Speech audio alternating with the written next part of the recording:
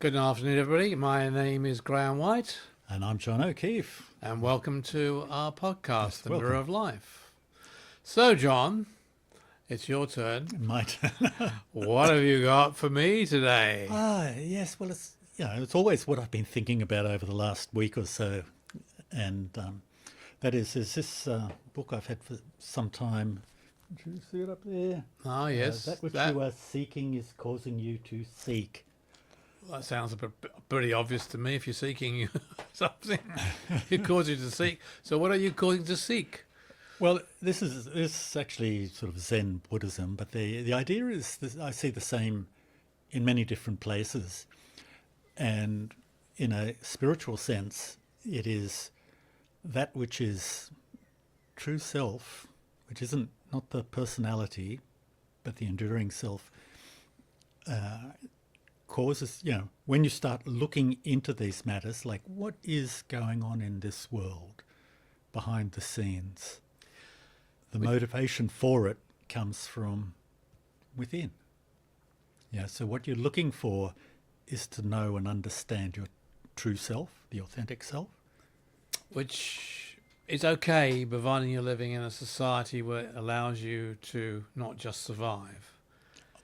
And I think that what my thoughts are is we're very lucky living in the Western world. We do, like Australia, because it's allowed us to.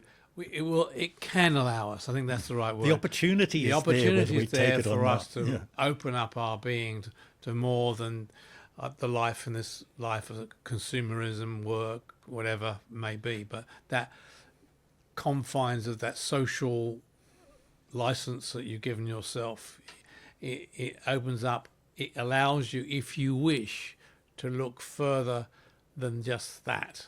Look, I'd sort of kind of generalize it a bit more and say that we tend to be in survival mode. That we come into this world and we need to attend to the requirements of the physical body, whether that be food, clothing, shelter, so forth. And if we become absorbed in that, identifying with that which we have constructed for survival, and that covers all the cases of like the extreme cases like war zones and cruel dictatorships or all of that sort of thing. These are distractions, and I'd say some of them are very compelling. So this opens up an interesting question. Why do you think, for example, people like us are able to move out of those distractions because of society we live in, but we've chosen, you and me have chosen, perhaps to look further and to find out who we really are, rather than join the general clamour of life, saying of consumerism, work and play, or whatever you like to do, or that escapism, like we're talking about earlier about seeing people on their phones all the time. I was saying how you see people watching these little short reels all the time of funny. But the bottom line is they don't do anything for you. All they do is entertain you and distract your mind from what really matters in life, which in my opinion is finding who you really are and that inner self, and bring that out and trying to find out if you find that, or not find out, but find out that you are much more than just that physical being who has been brought into this social pentagram of life. Well, it's the social adjustment, like we go through school, and it's all about what's happening in the real world, the real, physical universe. Where is this city located? Who produces corn? This sort of stuff, and who won which war, and social organisation, and there are a lot of distractions too. Like the church, Christianity tends to say, fear, it markets fear. Be afraid. And, that I think is a distraction. It is that we are trained to be distracted. Like entertainment, a lot of sporting events, it's about distraction. You know, look out, look out. And I think you started the question with what makes it us different. And for one reason or another, in our own way, we've decided to sort of go, there's more. Yeah. And this is the thing, that which you are seeking is causing you to seek idea. Where does there's got to be more idea come from? And for me, it's like a quiet voice on the inside.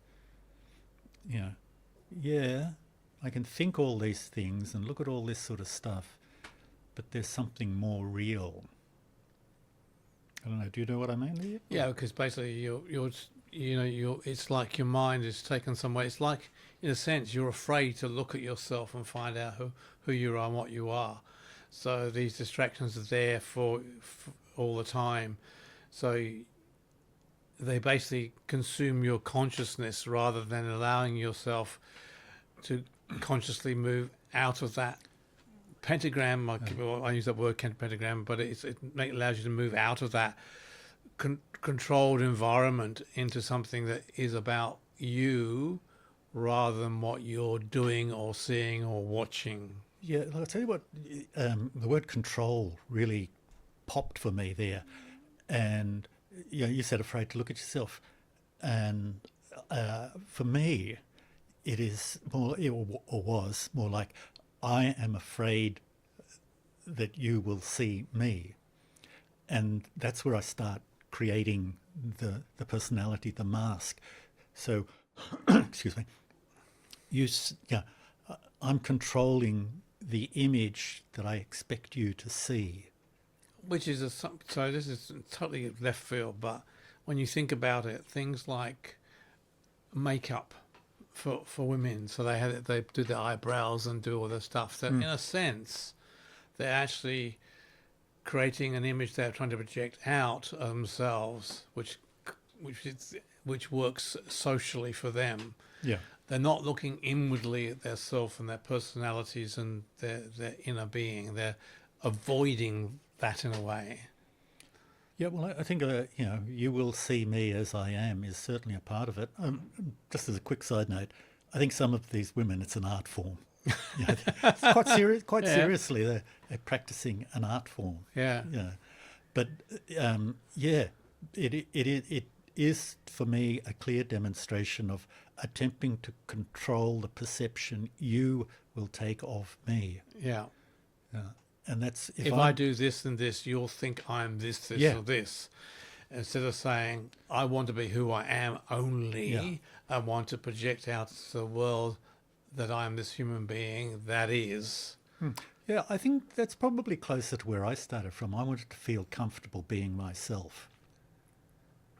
Yeah, and then I started looking around for things like, I think I need more confidence. I'll go and learn some martial arts. Well, that's nice, and I really like the way the movements happen and all that sort of thing. But it didn't really help on the inside. Yeah. Because so bottom line is, I suppose, is how does one break down that to get to the inside you? Yeah. I think that's the thing. So how do you do that? And I think this is why things like the sort of new age spirituality that we are in and trying to work with will allow you to do that. It makes you ask the questions, which is the most important thing. Yeah, and once that I found really interesting were the questions I asked myself. Yeah. Yeah, I started listening to, the idea was, that the emotions that I feel are me trying to inform myself of something. But then the question comes up, why do I feel these emotions? What's caused these emotions? What has shaped me in this physical world to become who I'm now trying to project out? Well, I didn't go that way. I turned to the emotions and said, well, what are you trying to tell me? Okay. Yeah, and it's like, I was just trying to pick out something, like anxiety, for example. Okay, what is it? And it basically came back down to, you will see what I'm like. Okay. Yeah. I go, what am I like? I just started a conversation with the emotion. you know, to see what are you doing, you know, like what are you trying to tell me, you know, yeah, and work through that way, you know, like to sort of find that, yeah, like thinking and emotion sort of bounce around together, Mm-hmm. and if you repeat the words, that's yeah, like I will be injured, I will be injured, you'll eventually start feeling anxiety as you believe it, and the anxiety will reinforce the thought. But don't we keep on going back to the same old thing? It's how we are shaped by the society we live in, which we've discussed so Yep. many times before. All survival. That's all the survival stuff. So it's all about stepping past that and saying, okay, I can step past that. But then again, you have to accept that that was there for a purpose and a reason. Oh, it is, yeah. And then that is, but that's not necessarily the person that is inner part of you. You know, where do I need to go? And I think the problem is what happens is most of us think that we need to go where our social engineered being needs to go to, rather than where our emotional spiritual being needs to go to. Yeah. I mean, the other thing is, it seems to me a strange thing to bring up, but I was thinking things like true love.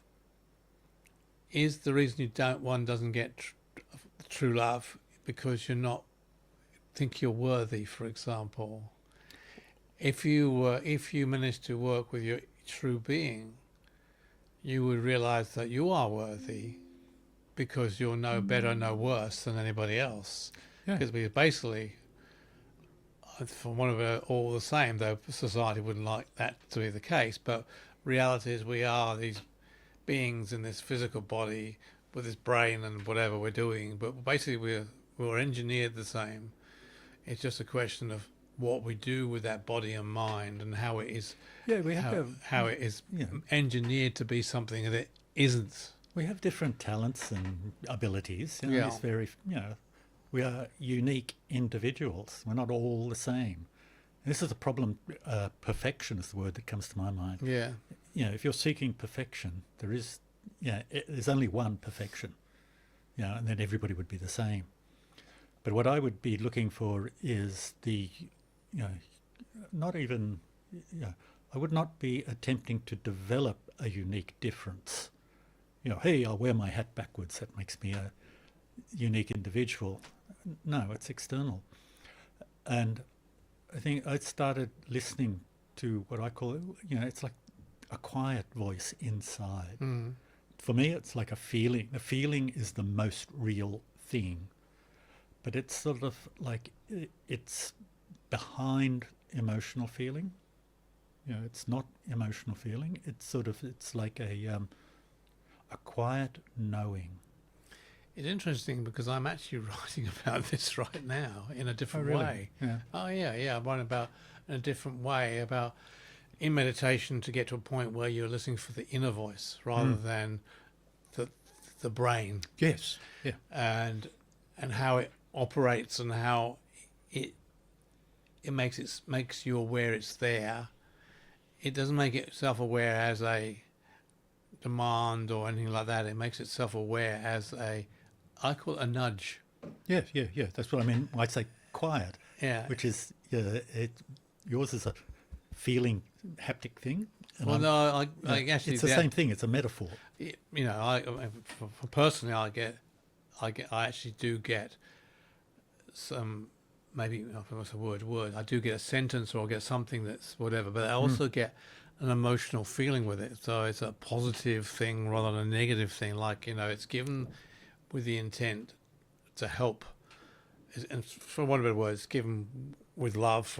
I use that word. Gentle pressure. Pressure. Yeah. And it won't ever say that you must do this or you must do that. It'll be something like, stop worrying. It doesn't matter anymore. Yeah. I mean, that's a silly. This is just the thing to do. That's the thing to do. Yeah. Just go. Life's going to go on, so whatever. It's all going to work out fine. I mean, that's just. You're thinking about something that's worrying you, right? There's no concern for the future, Sure. and there is no engagement in past difficulties and successes or whatever. Yeah. It is here now. Yeah. So the other message you come as is stay with this, stay Yeah. with where you are, because this doesn't matter. Yeah. At the same time, like this is necessary for our everyday operation in the physical universe. For survival, communication, like that. But the motivation, the real self, I feel, is that calmness, like within. And even if you, as a person, are not working with spirituality, this part of you does come to the fore sometimes. It comes from left field, like like you'll end up doing something that you didn't anticipate doing, or you take a chance, but you really logically says to yourself, I shouldn't take this chance, but you take the chance, and I it think works there are out. even people who do it naturally and don't, even notice it, that they are just being themselves. Yeah. But then they project something else out to the world and whatever. Anyway, that's what I would say. I'm writing that about this at the moment, and I'm trying to get it all together in a written form to try and explain what happens for me at that. And So did you have a recommended process for listening, or? Well, the meditation is the answer. So it's about meditating to a point where your mind is free. So you're living in the moment in your head, rather than thinking about tomorrow, yesterday, or whatever. So you're there in that moment, and then sometimes what happens, your mind will divert because you think, oh, what about so and so comes in, and that's when this I use the word voice, or vision, or what you like to call it, comes in, and we call it a sense of self. and it says, don't worry about that. Let's go back to where you are now, but this is more important. I mean, and that's it's not said that way, but it's the emotion is that you receive, of another word, is that way. And sometimes I get a visual picture. So I would perhaps be thinking something. My mind just still wanders onto something that's worrying me now about my life, and it'll just bring this voice or this picture will come out, which is totally opposite to that, like being in the moment, like bringing you back to the point where you need to be. So you're about being your true self. You're not acting out life. I think that's the right word. Yeah, I know what you mean. Do I make that? It's like I will call it. Like I often refer to this like spirit as an intention to life. Yeah. And that intention can manifest in different ways. My awareness of it. Sorry. Yeah. And it could be a picture, like you're talking about. Like I just have this one clear one of it's like a samurai warrior I remember seeing. Yeah. Once, but it's that quality of character, or it could be words. I found myself saying things that I hadn't thought, or what I feel most often, I even said feel, is like the do this, and it's just it comes out as an action. But it's a feeling, it can, the intention can manifest according to your own disposition. I mean, I've had it in the sense that it's like comes out like advice, like like you go and talk to your dad about, just for example, you say you've got a good relationship with your father or whatever, and you go and say, Dad, what do you think about this? You're pulling on his experience of life. It's like having that, but coming from another space. It's really hard to explain. Yeah. Well, to me, it's more like, oh, geez, what will I do now? And it comes through like, oh, just take the middle path. Do that, do X. Yeah. And it's like with a certain certainty, because that's one of the things like. People go, oh, but how do I know that I'm not just thinking it? I said, well, you'll know. If you're thinking it, you are. Yeah. So basically, it's like it comes in. It comes like, even in my word left field. It comes from where you don't know, where you don't really expect it. But the bottom line, I reckon, always is you should accept it and say, okay, Yeah. I take the point. Yeah. It has a quality. I find it has there is a quality that distinguishes it from random thoughts. Yeah. You know what does that fit for you? Yeah. Yeah. Yeah. Yeah.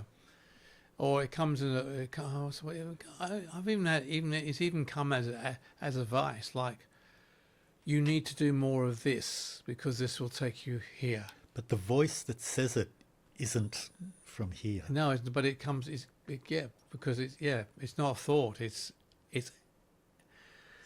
really hard to explain. It's not thought. Yeah, but it's really hard to explain. So some people say, how do you tell the difference? You see, this is why I call it an intention. Yeah. Yeah, like that. Yeah, it comes as an intention to act. Because I reckon it comes with an emotion as well, but the emotion is not negative. It's a very positive emotion. It's like being given a gift. It's really hard to explain. A gift with no strings attached. That's the word. You know what I mean? Yeah. It's like, it's like being given a gift without just pop. There it is. Ooh, thank you. Yes. I'll do that because it's so, I don't know, it's like strong and gentle. Here, take this. And if I've also had it like, have you considered this way? Yeah. But it's not, you must look at it, have you considered? It's like, here's another option you haven't looked at. Oh, here's an idea I found. Try thinking this way. Oh, okay. Thank you. And I've always quite often been worried I forget them after I come out of the meditation, but I never do. Yeah.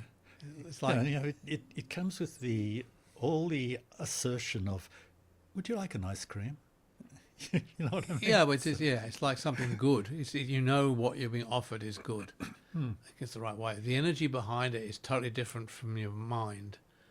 It's an energy that comes, let's just put it with no strings attached and with unconditional love. I think that's the right word. But again, how do you describe emotion and feeling like that to somebody who hasn't received it? It's very hard.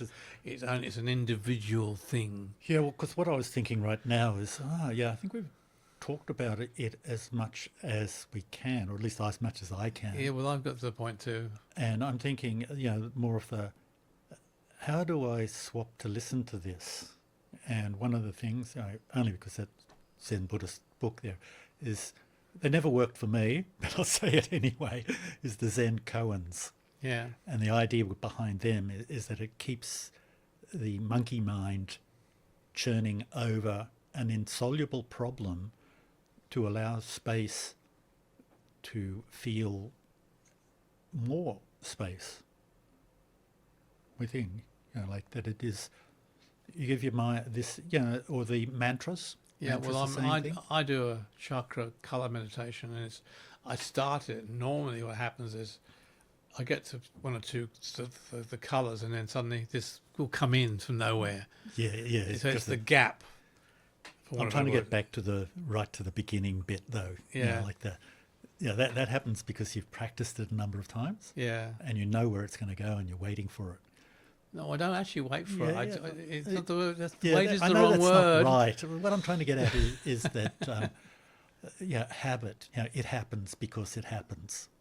Yeah, I think once it happens to you, once you recognise it once, then it keeps. You know what you're looking for. Yeah, because your mind is open to it. For one better word, although you're working through this meditation where you're trying to get that neutral space of being in the moment and being yourself, because it's happened to you once or twice, then your mind will accept it when it steps in. Okay, look, it just occurred to me the advice that I've seen somewhere quite recently. It is like, if you pick a pathway, like a way of doing it, whether that's like the meditation, the mantras, that have confidence that it will work, because the pathway isn't important. It is the result, and it will happen. if you have the confidence to let go and trust yourself. And that's all it thing, is. yeah, trust.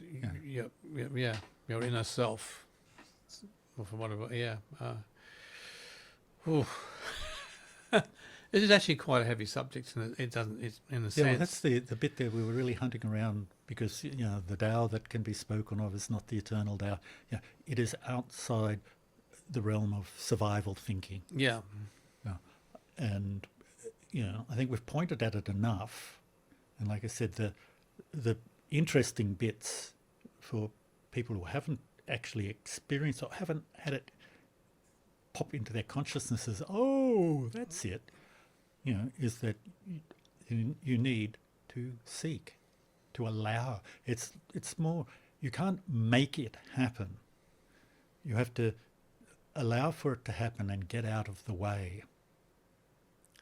It goes back to the old thing, having intent. Yeah, just the intent. Yeah, having the intent to find something more and then allowing it to happen. Be surprised by it.